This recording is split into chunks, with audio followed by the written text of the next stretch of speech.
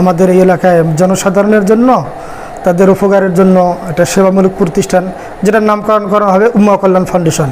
আর্তমানবতার পাশে থাকায় কিছু মানুষের লক্ষ্য উদ্দেশ্য অথবা কিছু প্রতিষ্ঠানের লক্ষ্য উদ্দেশ্য থেকে থাকে, যেমন মানবতার কল্যাণে বিভিন্ন আনুষ্ঠানিকতায় মানুষের পাশে দাঁড়ানো একটি মহৎ কাজ। আগামী দিনে আরও বাড়বে এবং নলকূপের কাজ করার চিন্তা ভাবনা আছে। দুই একদিনের মধ্যে নলকূপের কাজ আমাদের শুরু হবে আর কি। পর্যায়ক্রমে ধাপে ধাপে চলবে। নীলফামারী সদরের পঞ্চপুকুরে নতুনভাবে নতুন আঙ্গিকে নতুন সাজে উম্মাহ কল্যাণ ফাউন্ডেশনের শুভ উদ্বোধন ছোট্ট পরিসরে করলেও আগামী দিনে ব্যাপক পরিসরের কথা ভাবছেন মানিক হোসেন। তিনি বাস্তবায়ন করছেন উম্মাহ কল্যাণ ফাউন্ডেশনের এই কার্যক্রম। প্রায় 12টি পরিবারের মাঝে 5 কেজি চাল, 500 গ্রাম মসুর ডাল এবং 1 কিলো আলু বিতরণ করেন। একটু আলু পাচ্ছি, কলাই পাচ্ছি, চাউল পাচ্ছি, এটা মানিক হুজুরের পক্ষ থেকে।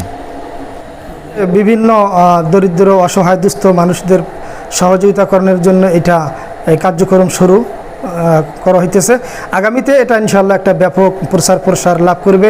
আমরা আশা করি এটা একসময় এমন ব্যাপক হবে যে অনেক বড় বড় সেবা প্রদানে সক্ষম হবে ইনশাআল্লাহ।